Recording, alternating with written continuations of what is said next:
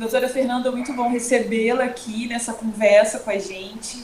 Eu tenho certeza que vai ser um tempo de novos conhecimentos, novos insights, informações, para que a gente consiga transitar melhor nesse universo que é novo, né, para a gente, por mais que já temos uma caminhada com a internet, mas nós estamos realmente entrando nessa nova era da tecnologia. Surgiu a internet e agora esse movimento, que é um movimento interessante de cuidado de dados, e eu tenho certeza que você vai trazer informações relevantes para a gente. A doutora Fernanda, ela é advogada, mestre em Direito, professora de Direito também na FAESA e pesquisadora. E tem bastante informações para a gente e vai apontar alguns caminhos interessantes nessa área. Eu vou pedir ao pastor Vomar que ore por esse momento, pela vida da Fernanda, pela sua família, para que Deus abençoe a vida dela e que esse bate-papo aqui possa gerar e agregar informações significativas para a nossa caminhada e para a nossa caminhada de fé também. Amém. Vamos orar?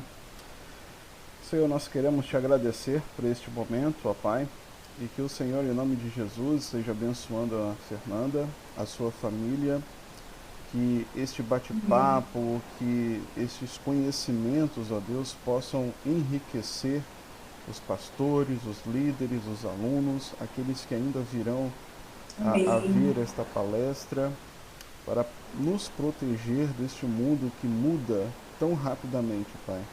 Que o Senhor dê sabedoria a Fernanda nesta manhã e conduza a sua vida. Abençoa a nós também que estamos aqui para aprender, para que possamos usufruir ao máximo, ó Deus, deste conhecimento.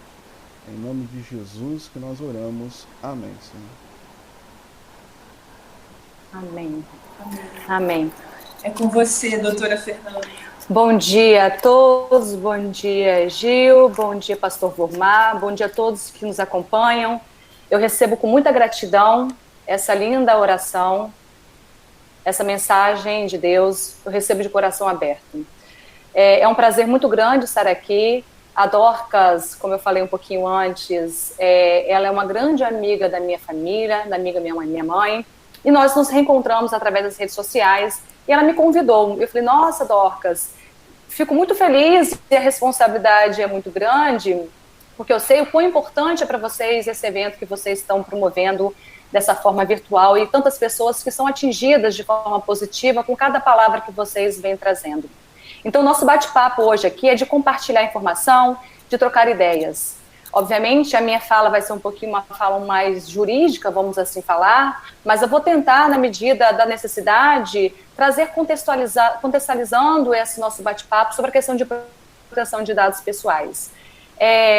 Eu vou compartilhar uma tela com vocês para poder a gente direcionar o nosso bate-papo de hoje, tá? Depois vocês podem ficar à vontade em perguntar, só não estou conseguindo mexer no meu mouse, só um pouquinho aqui. Achei aqui agora.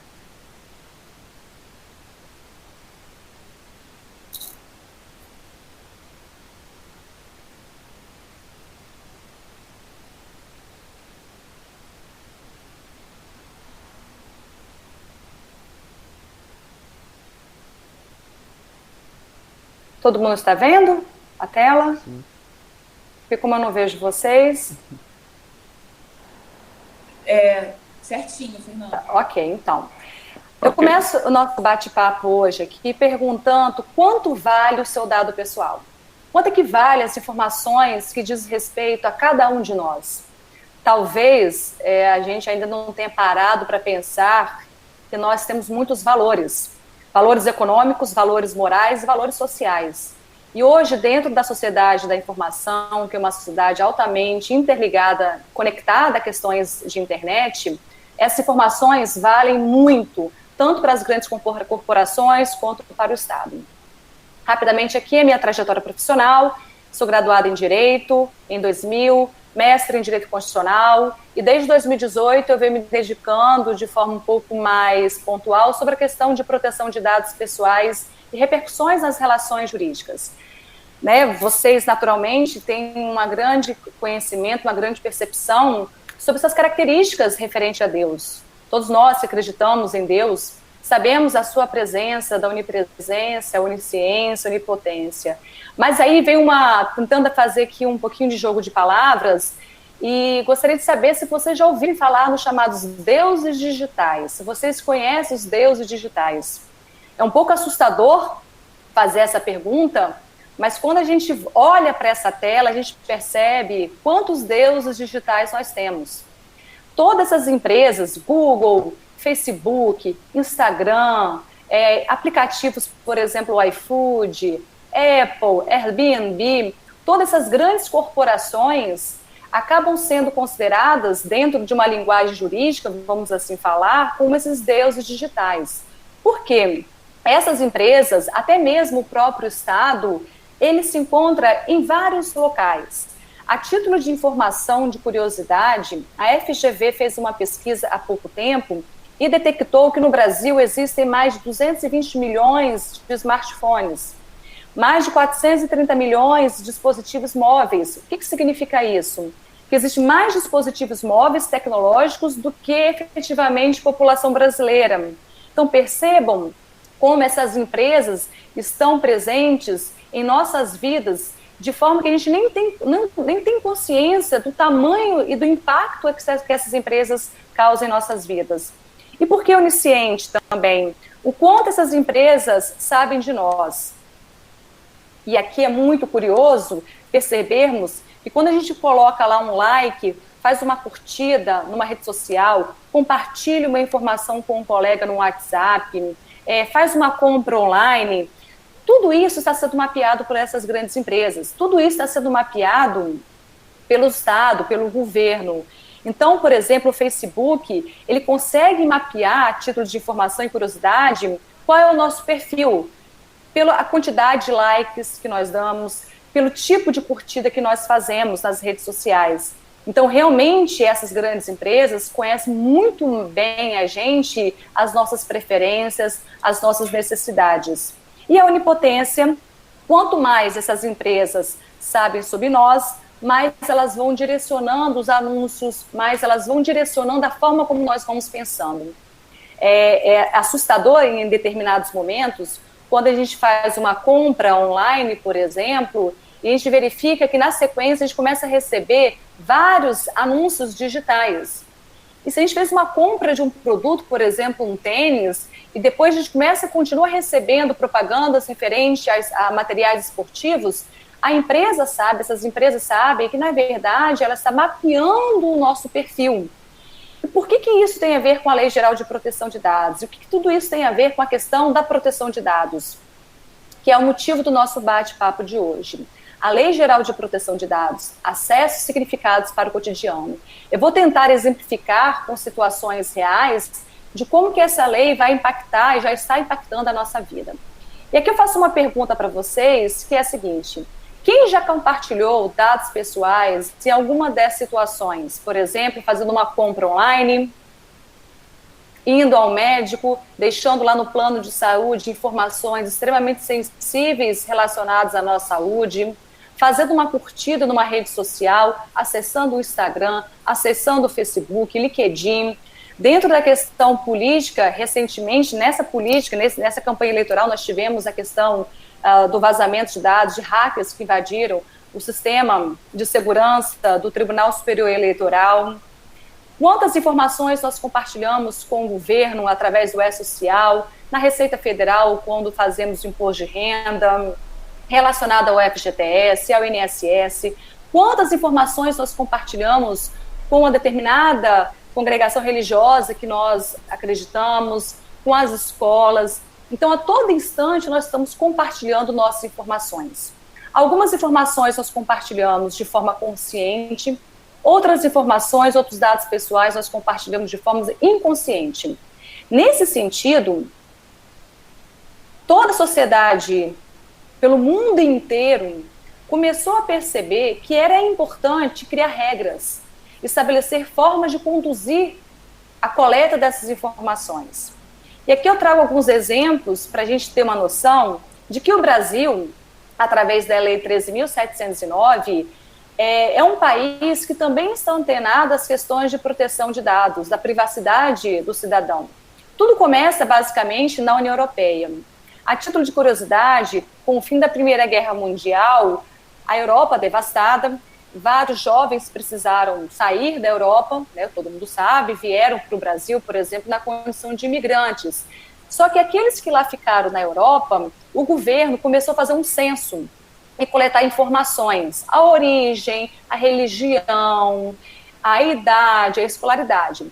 Quando veio, no momento que Hitler assume o poder na Alemanha, e ele começa com aquele processo de segregação racial, ele pega esse banco de dados que ele tinha e começa a separar a população. Então, nesse momento, essa coleta de informações começam a ser utilizadas para um lado negativo. Obviamente, isso vai se desdobrando, tanto que na Europa, a União Europeia é um marco de início sobre questões de proteção de dados. E a Europa...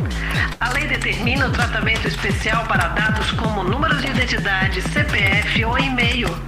Além desses códigos que identificam as pessoas, ela também cria a figura do dado pessoal sensível, que envolve a origem racial ou étnica, convicção religiosa, opinião política, filiação a sindicato, religião ou partido político.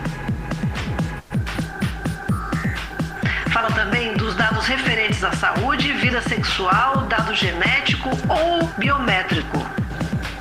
Tudo isso para garantir que essas informações não sejam manipuladas por quem não tenha sido autorizado pelo titular dos dados. Até agosto de 2020, quando a lei passar a valer, governo, empresas e organizações sociais terão que adotar medidas técnicas para manter a segurança da informação não só no ambiente digital, mas também fora dele. Eles precisam criar mecanismos de governança para evitar vazamentos ou descumprimento da lei. As novas regras exigem o consentimento do titular dos dados para o uso das informações. O titular poderá ainda revogar o consentimento. Ele também terá acesso facilitado a informações sobre o tratamento de seus dados e poderá solicitar a transferência de seus dados para outro fornecedor do mesmo produto ou serviço. A LGPD veio para garantir ao cidadão direitos fundamentais, como a privacidade e o livre desenvolvimento da personalidade.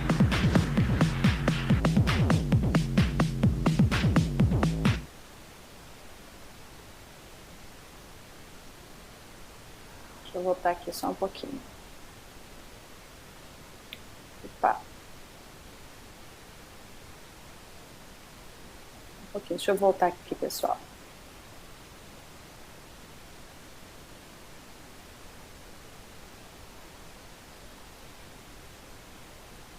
Cadê a...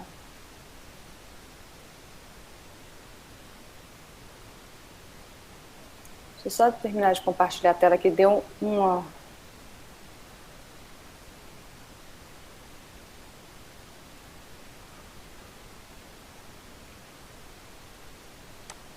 Vocês estão vendo a tela? Não, né? Estão vendo a tela? Não, agora não. Gil, tá vendo? Não? Deixa eu voltar aqui. Espera um pouquinho.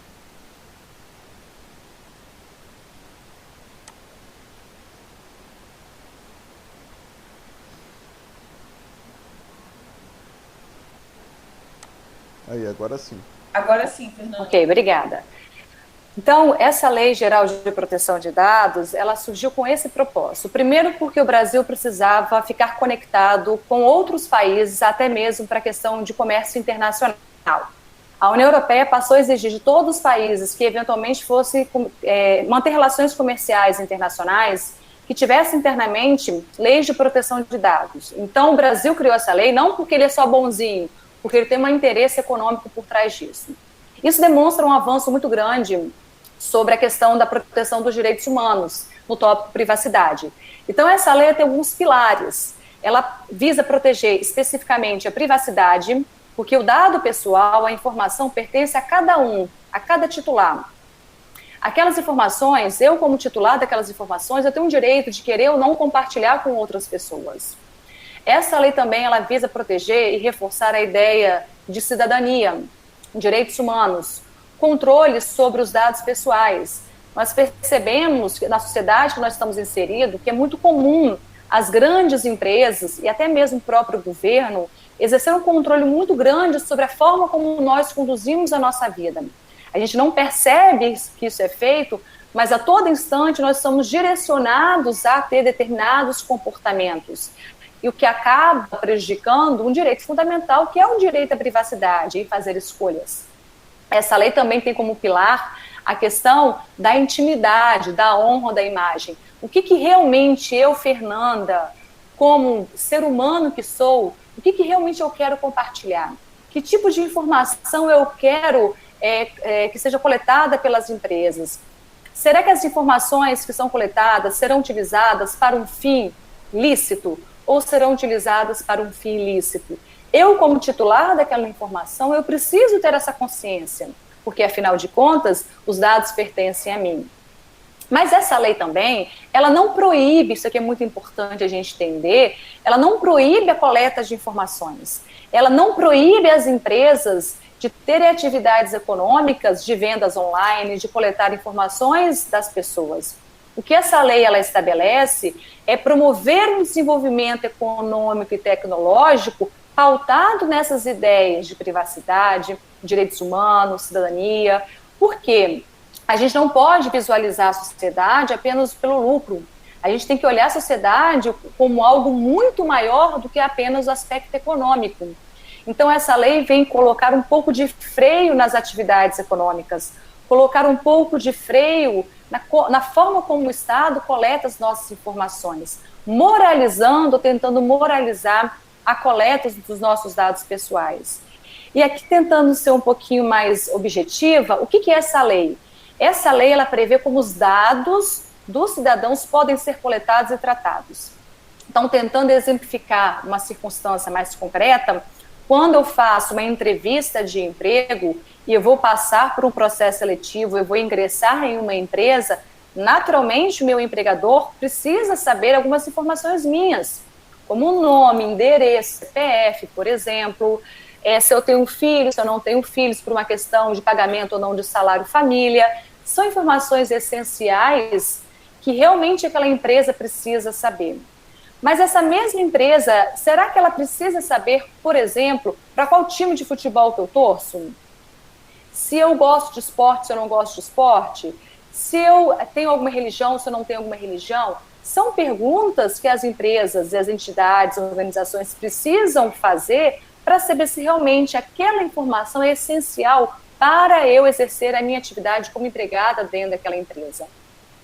Essa lei, por exemplo, ela vai ser aplicada a todo e qualquer dado pessoal que venha a ser localizado no Brasil. E aqui é importante entender que essa lei ela protege o dado pessoal de pessoa física. Somente as pessoas físicas é que têm proteção dessa lei.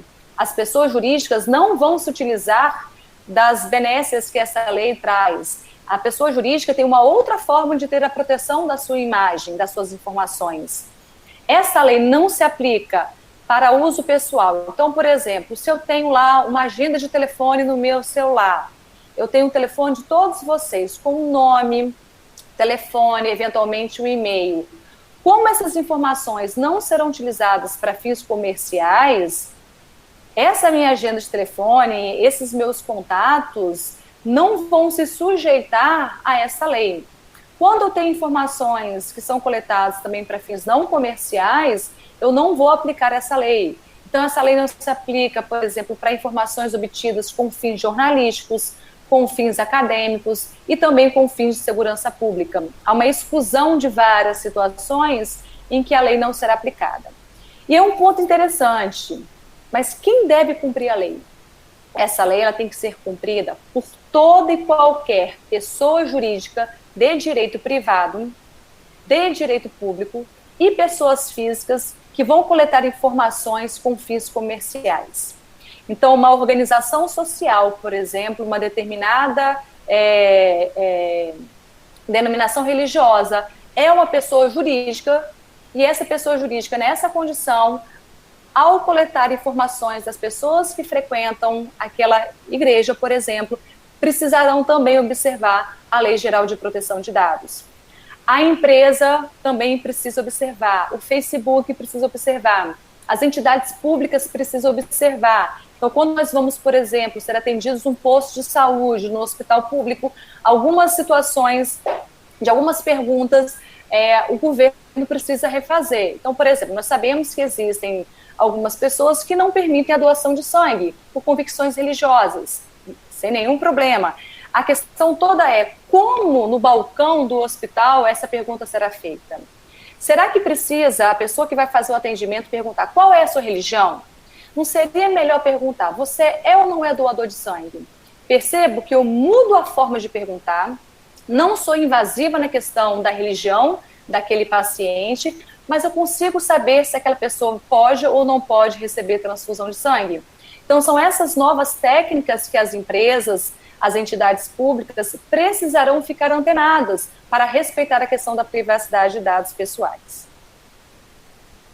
E aqui trago uma observação muito legal da lei, porque a lei ela fala o seguinte, olha, essa lei ela vai proteger os dados pessoais. Mas o que são os dados pessoais? Ela faz uma subclassificação, dados pessoais e dados pessoais sensíveis. Os dados pessoais são todas aquelas informações que vão conseguir nos identificar. Então, por exemplo, quem é Fernanda? Fernanda tem um nome, Fernanda tem um CPF, Fernanda tem uma identidade, Fernanda ela tem um e-mail, Fernanda tem um telefone, Fernanda tem um endereço. Então, toda e qualquer informação que consiga identificar quem eu sou, passa a ser considerado um dado pessoal. Só que existem dados pessoais que são mais sensíveis.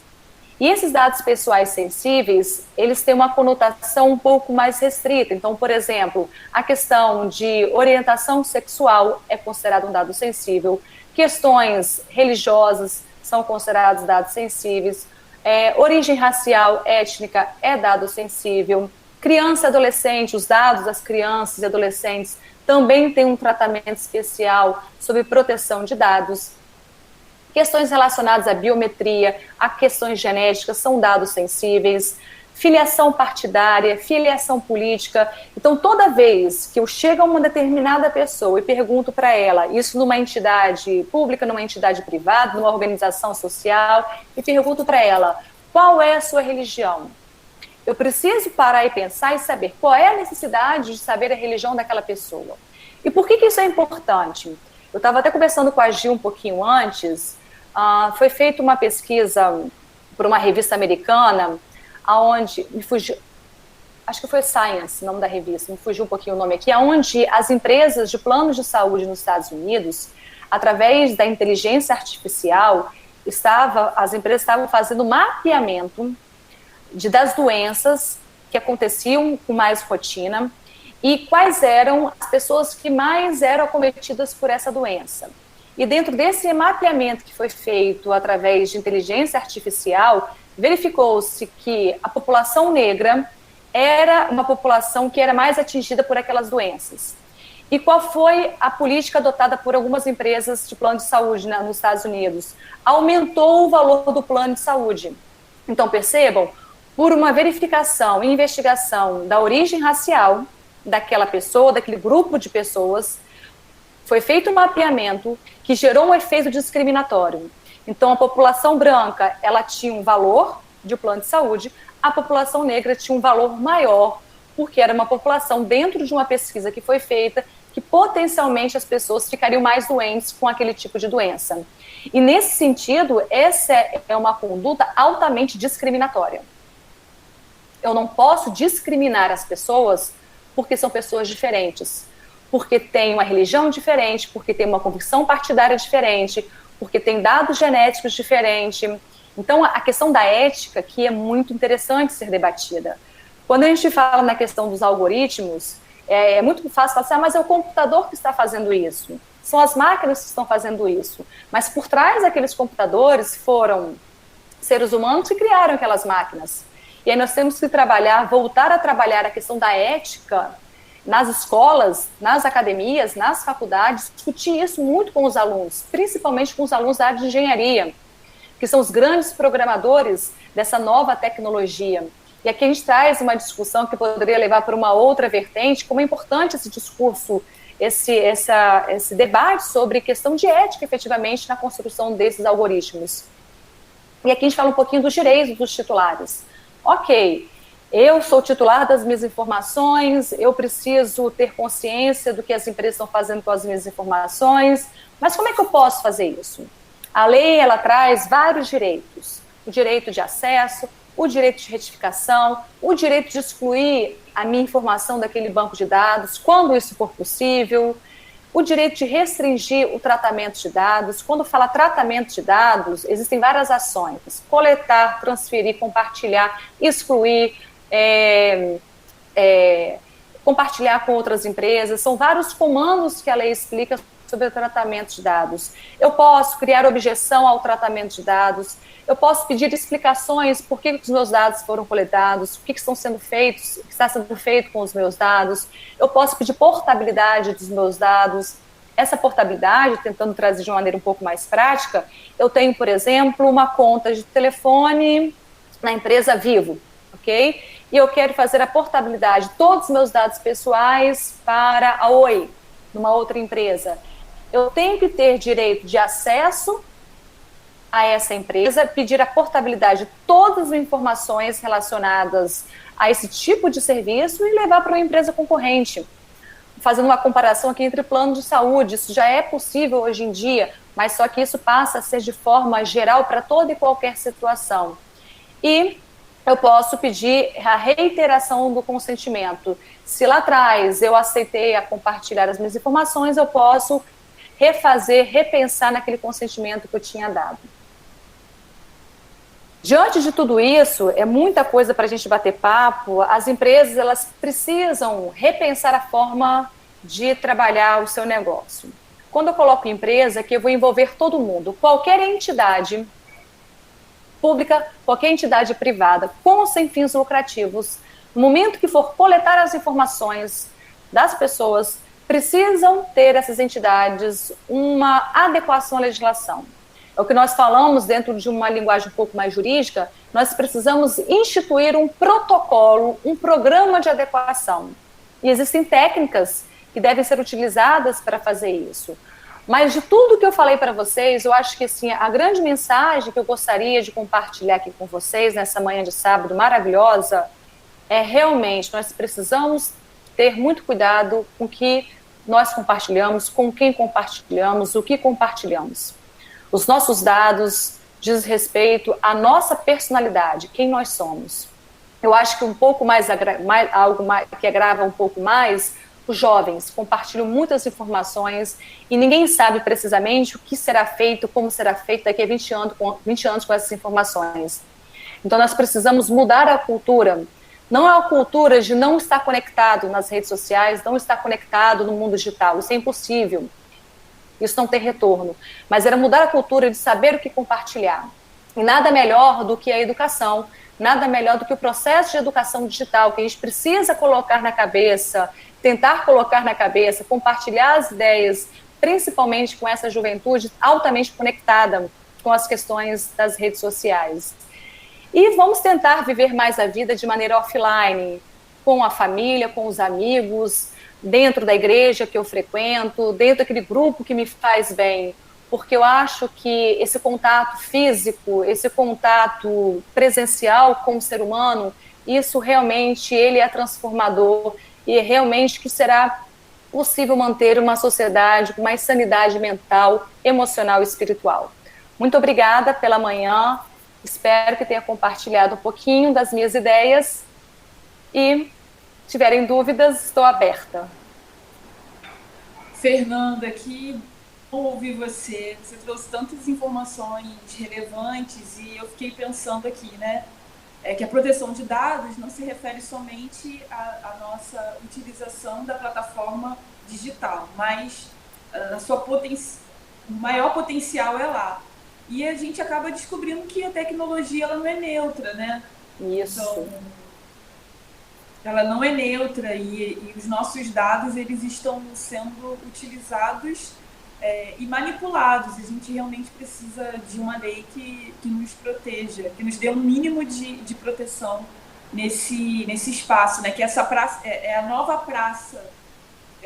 Alguns estudiosos têm apontado a internet como essa nova praça de convivência das pessoas. Então, é uma praça de convivência que precisa de proteção e de cuidado, e também nos ajudar a utilizar essas plataformas da melhor forma possível.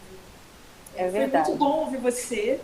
Eu quero saber se um dos nossos amigos que estão aqui, dos nossos pastores, tem alguma pergunta, quer fazer algum apontamento sobre tudo aquilo que nós ouvimos. Pastor Volmar, Rogério, Pastor Leandro. Eu fiquei um pouco me perguntando aqui sobre os dados que a igreja pode coletar dos seus fiéis, né? Dos seus membros, ou mesmo porque agora nós também estamos nessa questão da pandemia e muitas igrejas estão fazendo um cadastro online para ver quem vai participar do culto, para não dar aglomeração, né? Então abre-se lá um cadastro online de 50 pessoas, então os 50 primeiros inscritos vão poder participar daquele culto. Chegou naquele número, não passa, porque o templo já não comporta na pandemia. O que poderia pedir e o que não pode pedir nesse cadastro, né? Eu fiquei com essa dúvida. Pastor Volmar, é muito legal essa sua pergunta, porque é uma pergunta de ordem prática do dia a dia que nós estamos vivendo, né? Vamos imaginar assim, o que realmente aquela igreja precisa naquele momento para que os fiéis consigam acessar. Que tipo de informação, essa é uma reflexão que a gente tem que fazer, que tipo de informação é essencial para a pessoa colocar o nome dela e colocar lá meu primeiro nome na lista para poder participar? O nome é uma situação essencial, por exemplo, um telefone de contato para eventual emergência. Estou fazendo uma pergunta com vocês, para vocês refletirem junto comigo. Fernanda, o nome é importante e o telefone é importante. É necessário ter o CPF para aquele objetivo? Não. Naquele momento? Não é. A pessoa vai assistir um culto, então o CPF não é necessário. Então não precisa colocar ali o número do CPF. É necessário, por exemplo, saber quantas pessoas da família vão vir? Quem vai vir? Talvez sim. Se a inscrição for individual, se for por coletivo, eu preciso saber. Vai vir eu, meu marido, meu filho, o nome do meu marido é Silvio, meu filho é Daniel. Então, é uma informação importante. Bem, meu filho é Daniel, será que é uma criança? É uma informação importante, porque dependendo do que vocês vão conduzir dentro do culto, às vezes não é um culto voltado para criança, às vezes é um culto voltado para um público mais adulto. Então, às vezes, vocês precisam ter esse filtro para saber realmente que necessidade, que dados vocês vão coletar. Existem 4 pilares na lei, que é a finalidade, a necessidade, a adequação e a informação. Então, quando vocês vão fazer, por exemplo, uma coleta de informações das pessoas que participam da igreja de vocês, é importante deixar claro para as pessoas o seguinte: olha, nós estamos coletando essas informações porque nós temos uma finalidade específica, para controlar a entrada de pessoas no culto. Fiquem tranquilos que as informações não serão compartilhadas, por exemplo, estou dando um exemplo aqui, tá, pessoal? Não vou compartilhar a informação com a loja X que vende produtos religiosos. Fiquem tranquilos que essa informação não será compartilhada com essa loja, porque não é o fim para o qual foi coletada aquela informação. Se existe esse fim de compartilhar aquelas informações para a loja online que vai fazer a venda de produtos religiosos, ok, deixe claro isso para as pessoas. Essas informações eu estou compartilhando para a loja X. Você aceita ou não aceita? Aí vai ter que ter um campo lá. Não aceita, eu não quero que a minha informação seja compartilhada para aquela situação. Porque eu tenho o direito de saber por que eu estou compartilhando, para quem eu estou compartilhando a minha informação. É aquilo que eu falei, não é vedado, não é proibido, a lei não proíbe coleta de informações. O que as instituições precisam fazer, que eu coloco também as igrejas, é informar para que está sendo coletado, qual é a finalidade, para que vai ser utilizado e qual é o objetivo. o titular precisa ter essa consciência. Então, pastor Vormar, vocês podem fazer a coleta, não tem nenhum problema, mas tem que verificar que tipo de pergunta eu estou fazendo, que tipo de informação eu estou coletando, se tem necessidade ou não daquela informação. Joia, obrigado. Viu? Excelente. Fernanda, bom dia. Pastor Rogério? Bom dia, Fernanda. Pastor Rogério? Bom dia. Sobre exclusão dos dados. A igreja faz normalmente coleta dos dados, nome, CPF, identidade, endereço, telefone, e-mails, e assim muito particular sobre a pessoa membro.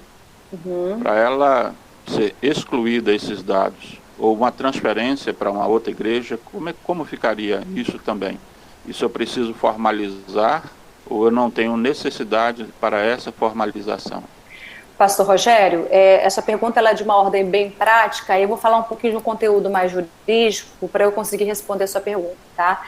Para que as instituições, aqui eu coloco as igrejas também, consigam mapear quais são as informações que a igreja coleta, ela precisa fazer um diagnóstico, né, de quais são as informações que ela coleta.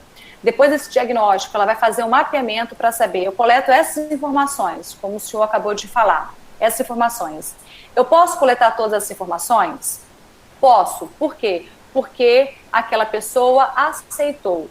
Existem 10 bases legais, 10 motivos legais para fazer o tratamento do dado pessoal. O primeiro motivo é o consentimento. Existe um motivo de obrigação legal, fraude contra credores, outros motivos. Mas eu acho que o que mais toca na questão da igreja é o consentimento. Então, se eu quero fazer parte dessa congregação religiosa, eu estou aceitando, eu estou compartilhando algumas informações minhas. Até mesmo por uma questão de gerenciamento da atividade de vocês, natural. E vocês fizeram esse mapeamento. Vamos imaginar um determinado momento, eu não quero mais fazer parte dessa congregação religiosa, ou porque eu vou mudar de cidade, enfim, pouco importa o motivo. Eu, como titular da informação, eu posso chegar até a igreja e falar, olha, eu quero que os meus dados não façam mais parte do banco de dados de vocês. Eu quero a exclusão. Existem alguns dados pessoais que a instituição não poderá excluir. Normalmente isso vai girar em torno quando for empresa. Por exemplo, quando uma empresa contrata um empregado, ele não pode excluir, assim que termina o contrato de trabalho, qual era o CPF, qual era o RG, qual era o CTPS do empregado, o FGTS, o E-Social. Por que ele não pode excluir de imediato, quando o empregado tem um contrato extinto? Porque essa empresa, ela responde perante o fisco, e pode o empregado ajuizar uma ação pedindo pagamento de verbas. Então, a lei obriga que a empresa fique lá pelo menos 5 anos com aquelas informações, quando a lei obriga. Mas dentro da questão da igreja, será que realmente é necessário a igreja ficar 5 anos com aquela informação? Ou uma vez aquela pessoa não fazendo mais parte da congregação religiosa, a exclusão poderia ser imediata. No momento que excluiu, imediatamente eu tiro do banco de dados aquela informação. São decisões que a igreja vai ter que tomar. E aqui é interessante fazer uma observação, essa não é uma função do pastor, porque é muita responsabilidade para o pastor que organiza, que coordena aquele espaço. Essa é uma função de uma equipe, que a gente fala equipe de proteção de dados. É uma equipe formada por uma pessoa que vai ser o responsável, que é o encarregado, e esse encarregado ele vai ter o auxílio de várias outras pessoas, que vão conduzir a forma como esses dados entrarão na na igreja, e como sairão daquela igreja. Então, voltando à sua pergunta, essa exclusão vai depender muito de como a igreja se comporta. Por exemplo, se vocês têm um banco de dados físico, papel, a gente sabe que algumas igrejas ainda têm essas situações, vocês têm que ter algum mecanismo de destruição, nem que seja na frente daquela pessoa, daquela informação. Se as informações estão no banco de dados virtual, no meio digital, vocês precisam ser transparentes o suficiente, falar, olha, a sua informação foi excluída. Toma aqui, como se fosse uma declaração, que a informação foi excluída. Então, precisa implementar dentro de todas as entidades públicas e privadas com sem fins lucrativos o que a gente fala dentro do direito de um programa de adequação à Lei Geral de Proteção de Dados. Existe uma forma de se fazer isso. Não sei se eu consegui responder, pastor. Conseguiu. Só agregando um pouquinho mais, eu consigo permanecer com dados fundamentais dessa pessoa para informação posterior. Exemplo, alguém que me ligue, pergunte se essa pessoa foi membro de minha igreja por um determinado período. Eu ainda posso manter algumas informações fundamentais, vamos dizer assim, aquelas de nome, época que entrou e época que saiu apenas. A sua pergunta ela é muito interessante porque nós temos a cultura de pegar o telefone e ligar. Você conhece a pessoa tal? Né? Nós temos esse hábito, faz parte da nossa sociedade, querer saber um pouco mais sobre essas pessoas. A grande questão é a seguinte, quando eu vou a uma determinada igreja, né, dentro daquela congregação, e coloco as minhas informações, eu aceitei a compartilhar as minhas informações com aquela denominação religiosa, com aquela igreja. No momento que eu entrei, se vocês me perguntam, você aceita compartilhar suas informações com uma outra igreja, por exemplo? Se eu não aceito e a informação é minha, a igreja tem que respeitar. E aqui que eu falo de mudança de cultura, nós temos que mudar a cultura. Então, se uma outra igreja, né, um outro pastor de uma outra igreja liga para o pastor Rogério e pergunta como que era Fernanda, qual é o nome, endereço, etc. Pela lei de proteção de dados, a resposta que vai ter que sair vai ser assim, olha, pastor, eu gostaria muito de ajudar o senhor, mas nós temos a proteção de dados, a gente tem que ter cuidado, porque quando Fernanda saiu da igreja, ela não autorizou compartilhar a informação dela com mais ninguém, porque é uma informação dela. Então, infelizmente, como nós respeitamos a legislação, nós damos muita importância à questão da privacidade, infelizmente, essa informação eu não vou conseguir compartilhar com você. É mudança de cultura, tá, pastor Rogério? Uau. É mudança de cultura. Porque, às vezes, a gente sabe que o ser humano, né, cada um tem as suas características. Né? O ser humano, ele é um ser em processo de transformação. Às vezes, eu não quero simplesmente compartilhar com mais ninguém as minhas informações. Entendi.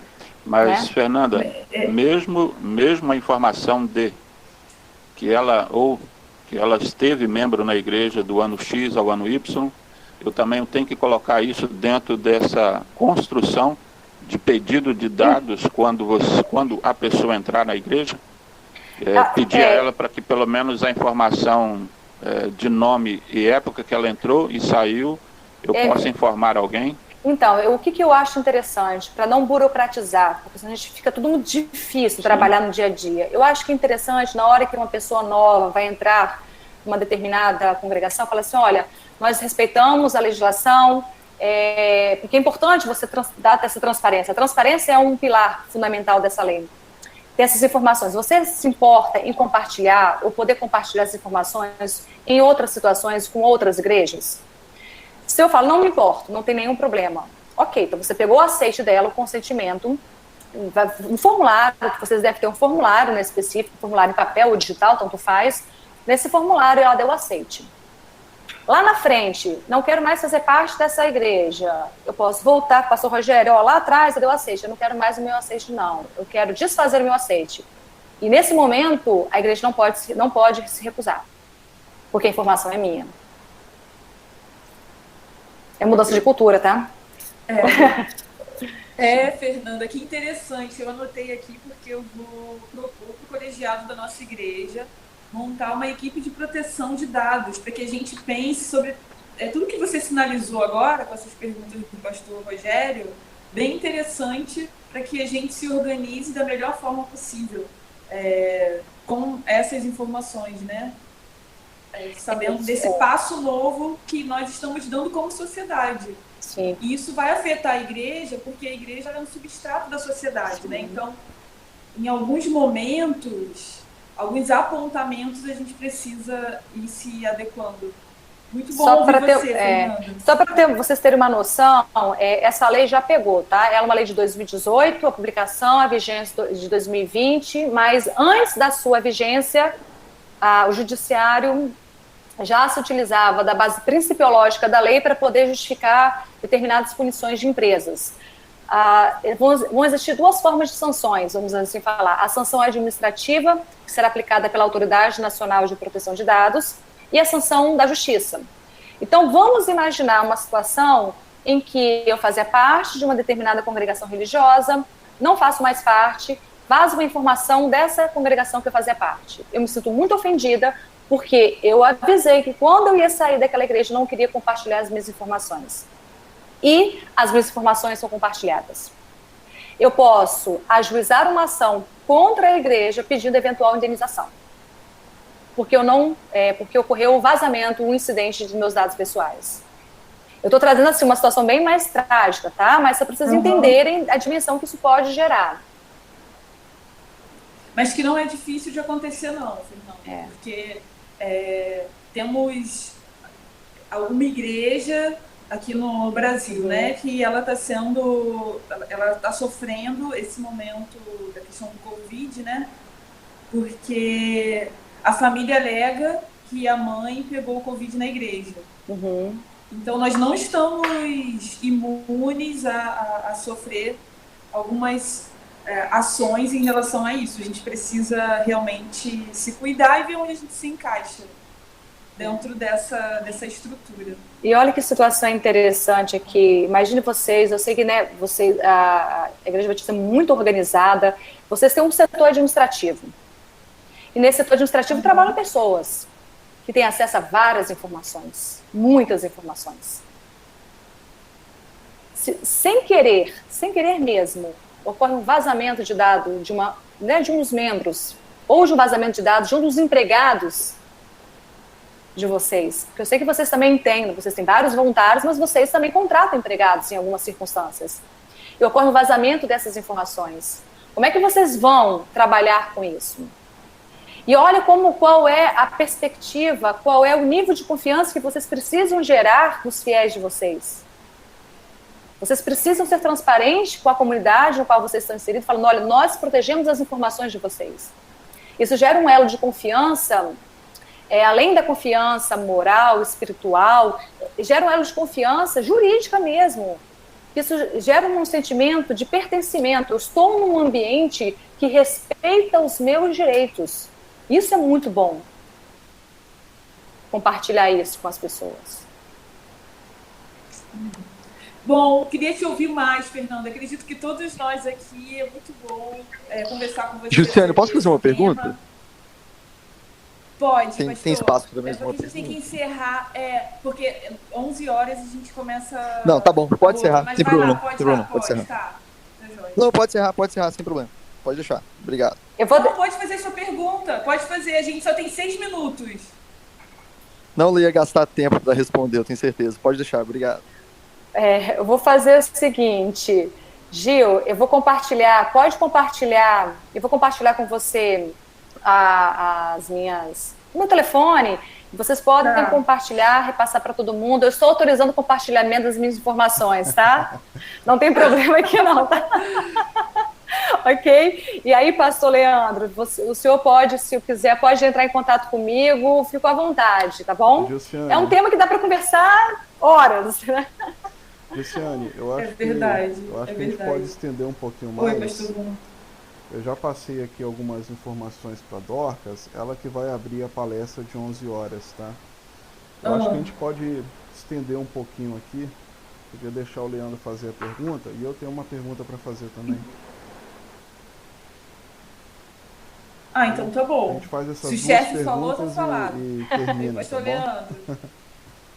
Encerra. Leandro, obrigado. Fernanda, olha só, primeiro quero parabenizar, muito boa palestra. E eu queria fazer uma pergunta que a gente vivencia o tempo todo na igreja, que são as resoluções de problemas de cunho ético, cunho moral, que a gente precisa conversar com os indivíduos. E algumas vezes pastores conversam individualmente, mas outras vezes são formadas comissões para solucionar esses problemas. E dentro dessas tentativas de resoluções, é necessário algumas vezes essas pessoas informarem situações de foro íntimo. Aí como que fica, e eu percebi que na lei fala também do princípio da boa-fé, como que fica essa relação dentro de toda essa estrutura nossa para... Tá me ouvindo? Entendi. Como é que vocês vão operacionalizar na prática, equilibrar a questão... O senhor está me ouvindo? Desculpa. Oi, está me ouvindo, né? Como equalizar, equilibrar a questão... Estou ouvindo, é porque está falhando aqui, a internet tá ruim. Ok, a questão do papel que vocês exercem, o papel de orientação e a legislação. Eu acho, assim, que é muito importante criar uma política, vamos botar uma política, uma campanha de educação, no sentido de orientar as pessoas. Todo mundo sabe que quando a gente está num grupo, que a gente vai ouvir um problema de um terceiro, de um colega, de um amigo, aquele problema tem que ficar dentro do grupo. É natural, a gente espera isso do ser humano. Só que, muitas vezes, o ser humano, ele extrapola e ele acaba fazendo coisas que não deveriam ter sido feitas.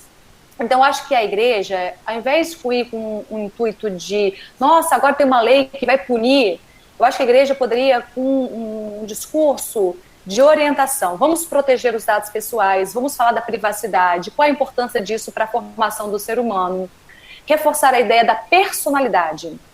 Porque eu acho que muito mais no viés de educação, de explicar o que é a personalidade, a importância disso, da imagem, da honra, isso a gente começa a mudar a cultura dentro da própria instituição religiosa. Então, assim, pastor Leandro, saindo um pouco do jurídico para não ficar algo muito maçante, muito rígido, em criar termos de consentimento, termos de confidencialidade, porque eu acho que isso torna muito complexa a relação dentro da igreja. Eu acho que o papel aqui é de educação digital, reforçar mais ainda a questão da ética, e eu tenho certeza que vocês trabalham isso de forma maravilhosamente bem. Mas dando um viés agora que, olha, existe uma lei que fala de proteção de dados, nós temos que ter cuidado com as informações, porque isso não pode ser compartilhado, a igreja pode ser responsabilizada. Então, esse papel de educação efetivamente. Eu não sei se eu consegui responder, porque se eu vou por uma linguagem de advogado, eu vou com um tom, né? Mas se eu vou com uma linguagem não só jurídica, porque eu acho que essa é a proposta principal, a gente vai por uma forma de educação digital.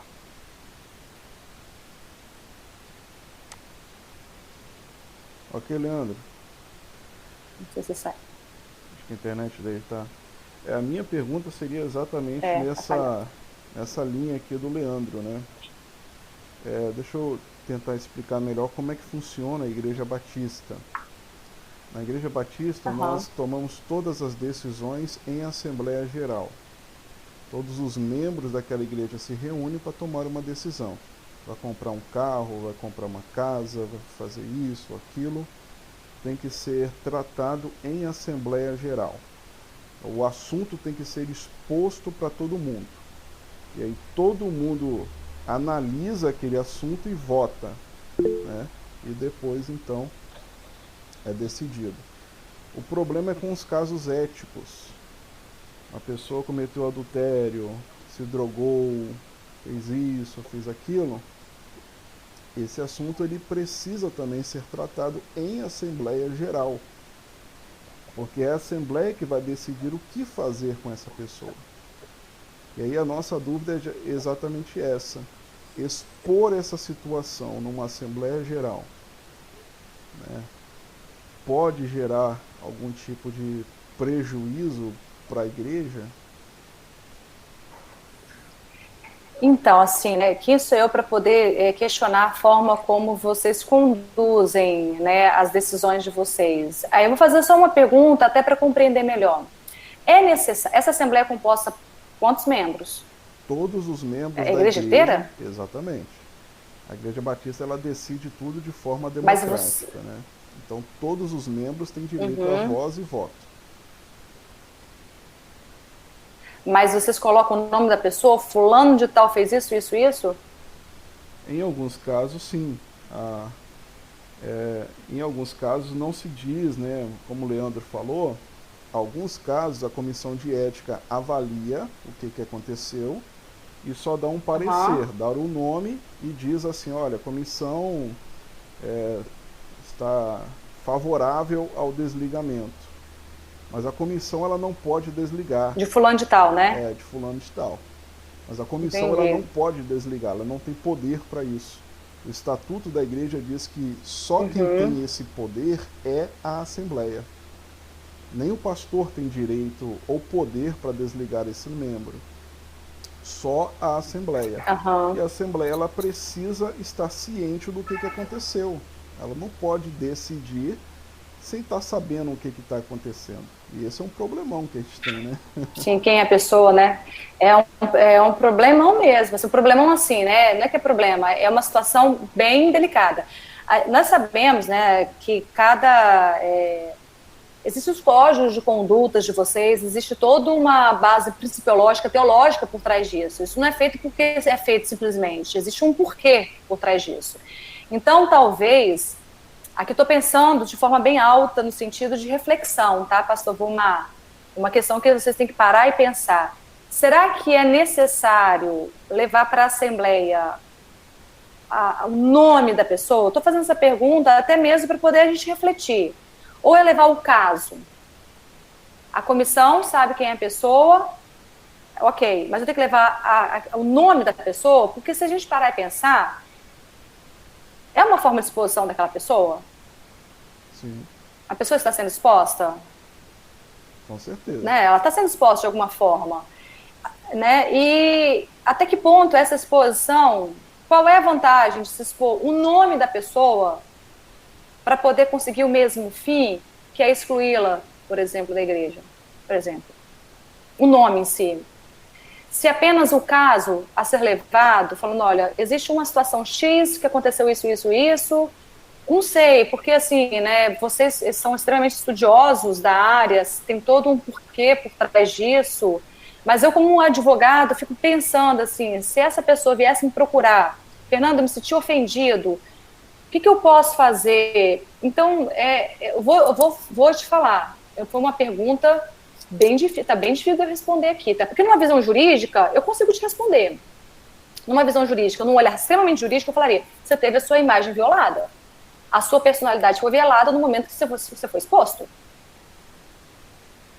Juridicamente falando. Só que não é uma questão meramente jurídica. É muito mais do que isso. Tem todo um porquê da igreja fazer isso. Tem toda uma razão teológica, filosófica, ética, moral por trás disso. E aí, naturalmente, o juiz pode analisar aqui a questão dessa liberdade religiosa, até que ponto essa liberdade religiosa vai chegar nesse nível de privacidade daquele ser humano. Aí vou estar falando de conflitos de direitos fundamentais. A minha intimidade e a liberdade da igreja. Aqui é um tema de dissertação de tese de doutorado, né? Fernando, uma parte. Então, oi. Eu sei que eu não te respondi de forma direta, pastor Vilmar, porque é um tema muito delicado. Sim. Que realmente é algo que tem que ser uma reflexão. Sim. Né? E esse Fernando, é um dos maiores problemas que temos que responder, né?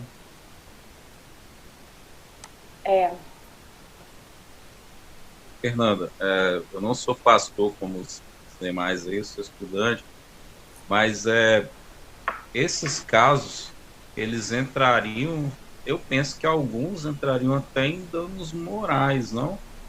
Porque, porventura, se a pessoa quiser, a imagem da pessoa fica manchada, né?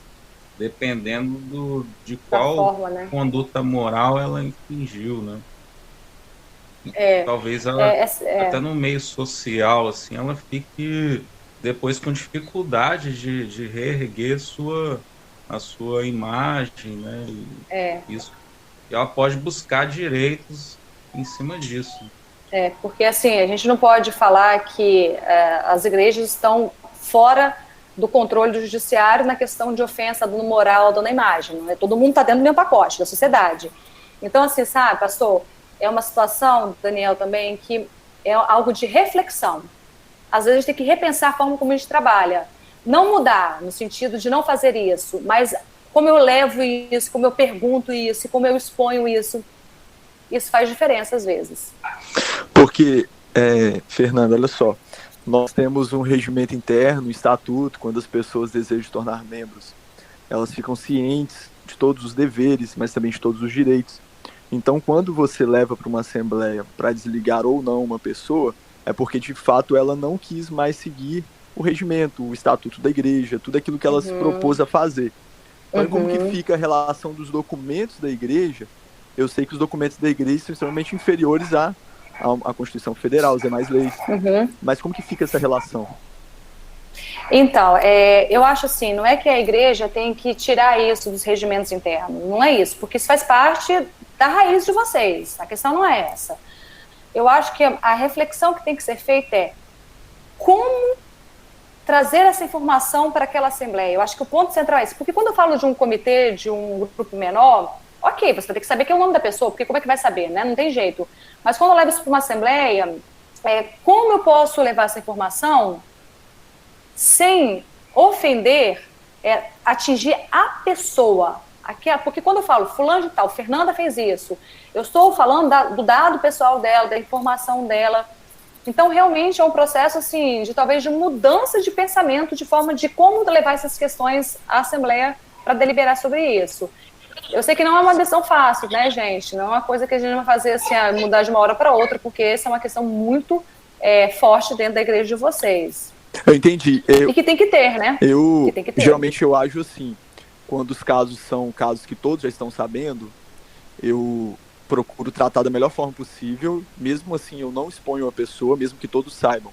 Quando são casos que as pessoas não sabem, apenas poucos, eu trato naquele grupo menor, e quando vou expor para todos, eu apenas menciono que foi por motivo moral ou ético, e a gente vai deliberar sobre aquela situação. Mas é muito difícil, porque eu procuro sempre tratar com graça, bondade, misericórdia. E se de fato a pessoa se arrependeu, deseja continuar seguindo o caminho, eu não vejo o porquê da gente condená-la, até porque a Bíblia diz que nem Cristo faz isso. Então eu procuro trabalhar assim. O perdão, né? Se a gente não fizer exercer o perdão, não adianta de nada, né?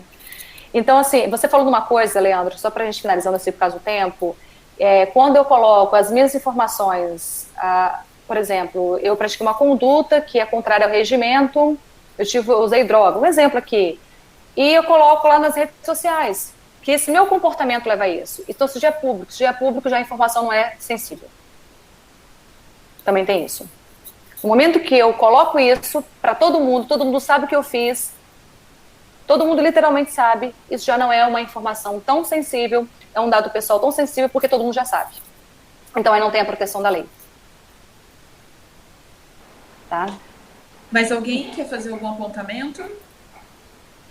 Então, nós vamos encerrar. E ouvindo o que os nossos pastores queridos, né, sinalizaram, apontaram, perguntaram aí com suas falas, eu fiquei pensando, né, como a igreja ela tem a oportunidade de ser uma referência na sociedade de cuidado, de cuidar bem dos dados das pessoas, independente de qual informação seja, tanto em uma assembleia, em reuniões, nós temos ferramentas e caminhos para cuidar bem das pessoas, para protegê-las, né, em todos os sentidos. Então, até mesmo quando a gente precisa cuidar de áreas difíceis que a gente chama de pecado, né? Então, até para cuidar disso, nós podemos ser referência de cuidado. E eu espero que a gente vá se aperfeiçoando nessa nova cultura, nessa nova forma de cuidado também. Eu acredito muito na igreja como uma referência, né? De um lugar de esperança. Então, esse tema é um tema que a gente precisa levar esperança para as pessoas também, né? Então, Fernanda, que Jesus te abençoe a Amém. sua casa, muito obrigada. Sua família. Você é excelente na explicação, a sua exposição foi incrível, agregou bastante informação e conhecimento para a gente, e eu espero que a gente se encontre em outros momentos, um outro espaço. Eu acredito que mais pessoas precisam ter acesso a essa informação, e vai gerar reflexão sobre os nossos comportamentos, né, dentro da nossa comunidade de fé. Eu vou orar agora, encerrando essa conversa. Jesus, muito obrigada pela vida da Fernanda, obrigada por essas informações que ela trouxe para a gente, ela sinalizou coisas tão significativas para a nossa comunidade de fé, para a nossa vida, e eu te agradeço demais pela vida dela. Abençoa, Senhor, a Fernanda, o seu esposo, o seu filho. Eu peço a bênção do Senhor sobre a área profissional dela, que ela continue prosperando. E obrigada pelo CETEBS, por esse encontro que ele também nos proporcionou. Essa é a nossa oração, em nome de Jesus. Amém. Amém. Muito Amém, obrigada gente. mesmo. Eu me senti muito acolhida por vocês. Não conheço vocês, mas eu me senti em casa conversando com vocês. E se vocês precisarem de alguma ajuda, por favor, pode entrar em contato comigo. Obrigado, Fernanda. Muito obrigada mesmo. Tá joia, Amei a Fernanda. palestra, viu? Muito obrigado, um Obrigada. abraço. Se encontrar em Amém. breve. Tchau. Que Deus Tchau, abençoe pessoal. todos nós. Até daqui a pouco. Tchau. Tchau, abraço. Abraço.